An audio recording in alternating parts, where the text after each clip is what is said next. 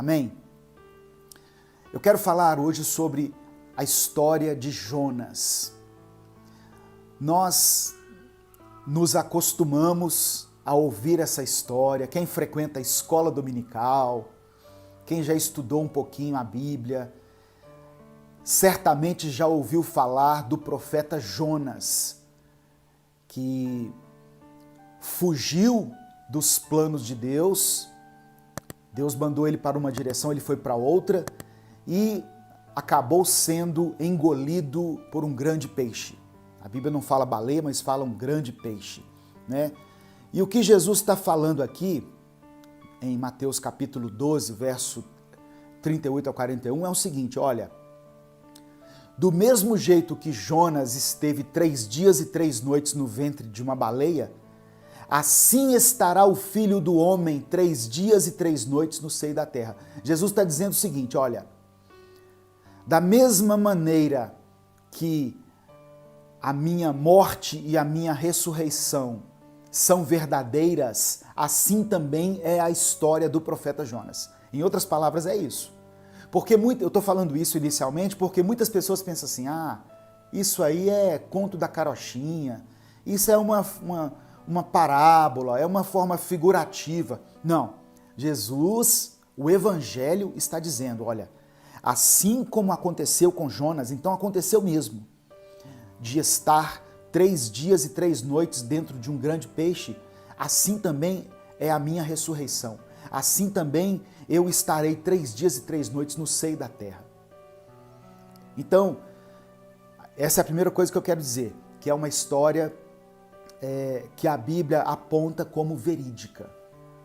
É uma história que é verdadeira, não é uma ilustração, é uma parábola. Não, isso aconteceu, tá? Jonas, eu não vou ler todo o capítulo de Jonas, apesar de ser um livro pequeno, são 4 capítulos apenas, e eu recomendo que você leia, como eu li essa semana, porque você vai poder tirar muitas lições ali para a sua vida.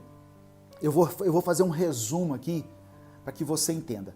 Jonas era um profeta que teve uma missão dada por Deus. Deus falou com ele assim, olha, vai na cidade de Nínive e prega para aquele povo, para que eles se arrependam. Só que Jonas, ao invés de ir para Nínive, ele foi para Tarsis. Ele foi para o lado oposto. Deus mandou ele para uma direção e Jonas foi para o lado oposto. Como consequência disso, o navio em que Jonas estava indo para Tarsis foi acometido por uma tempestade. E Jonas foi lançado ao mar, estou resumindo bem aqui, Jonas foi lançado ao mar e engolido por um peixe. Lá no ventre do peixe, ele orou a Deus, ele orou ao Senhor, pelo que Deus colocou ele novamente na rota certa. E ele foi então para a cidade de Nínive e pregou para aquelas pessoas. E a Bíblia diz que 120 mil pessoas se converteram a Deus, voltaram para os caminhos do Senhor. Então, em resumo, essa é a história de Jonas. Mas eu quero tirar aqui algumas lições importantes para a nossa vida. Amém? Em nome de Jesus.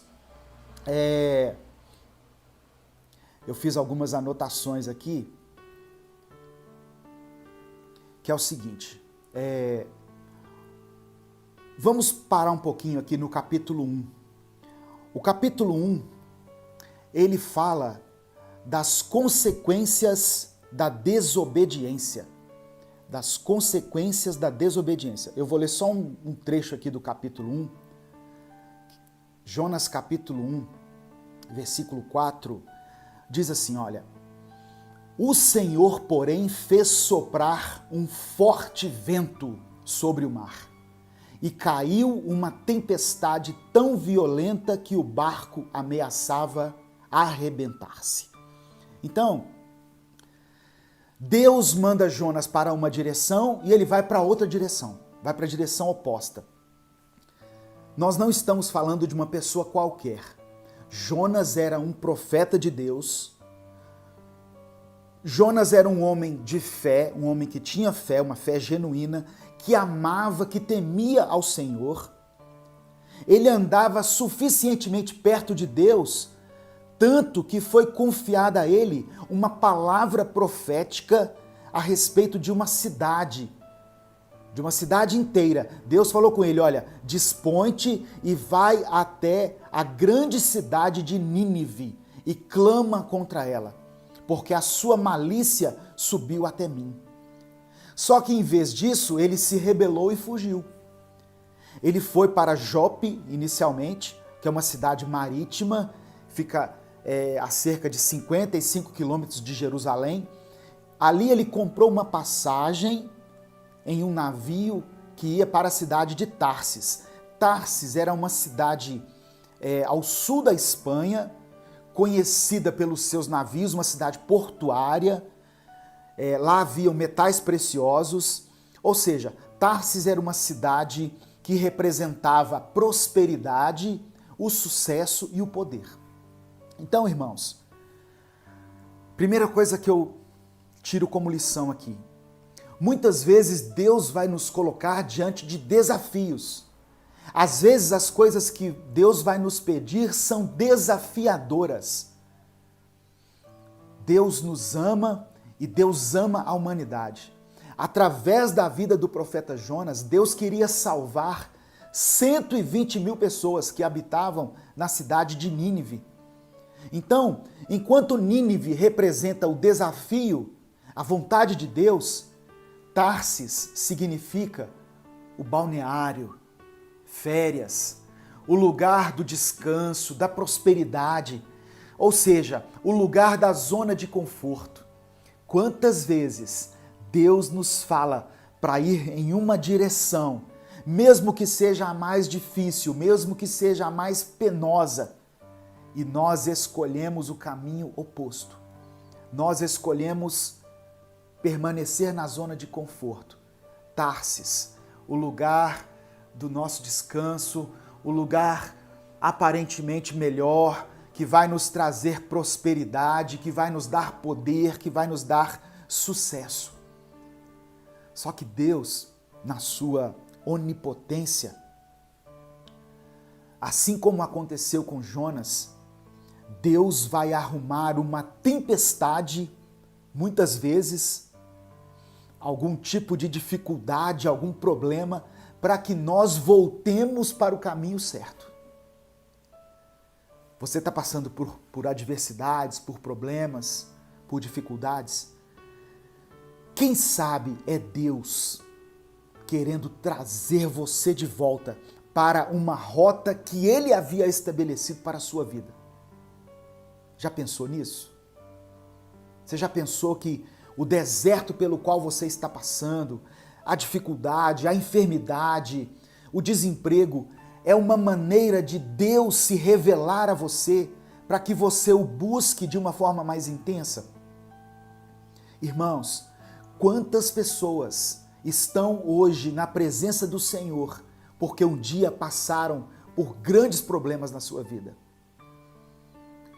Eu acho interessante aqui, seguindo a história, que no momento em que a tempestade estava acontecendo, todos no navio foram atingidos por ela, todos estavam aflitos, temerosos e clamavam aos seus deuses. A Bíblia fala desses deuses aí com D minúsculo. Ou seja, as pessoas do navio não eram pessoas que acreditavam em Deus, o Senhor, o Deus Todo-Poderoso, o Criador do Universo. Eles acreditavam em vários deuses. Havia um crente dentro daquele navio. E enquanto todos estavam clamando aos seus deuses, aos seus falsos deuses que não podiam ajudar em nada, o cristão, o crente, o homem temente a Deus, o profeta, estava dormindo. Jonas passou pela tempestade sem orar ao Senhor. Jonas passou por aquele momento difícil, de adversidade, dormindo. Ele não orou a Deus. O capítulo 1, se você ler o capítulo 1 inteiro, eu sugiro que você leia realmente, é um livro muito pequenininho, O capítulo 1 inteiro você não vê Jonas dirigir a voz a Deus. Vê ele fugindo. Ele ouve a voz de Deus, ele recebe um comando, mas ele foge da presença de Deus. Alguns historiadores, alguns teólogos querem argumentar que Jonas queria fugir da cidade de Nínive porque era uma cidade que matava os profetas, mas a Bíblia não dá um respaldo para isso.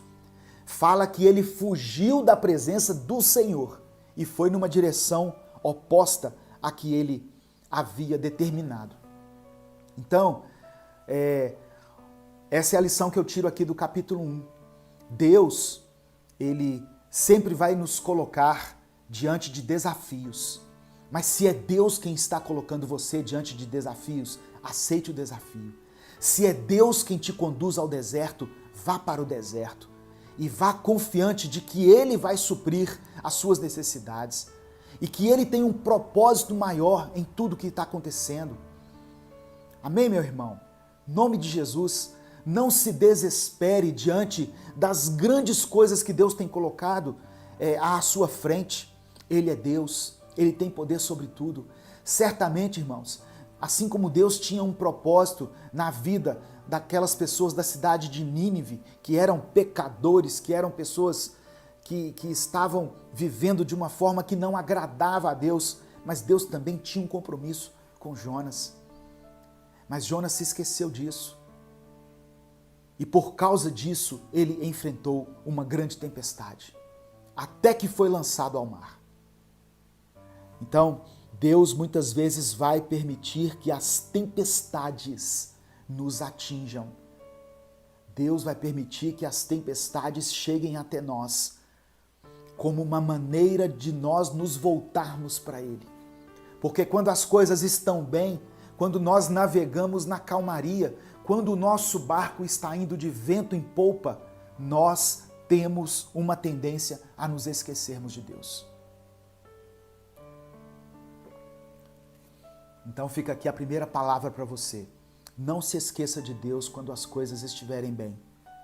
No tempo da bonança, no tempo da fartura, no tempo da bênção, continue buscando ao Senhor. Amém? Em nome de Jesus.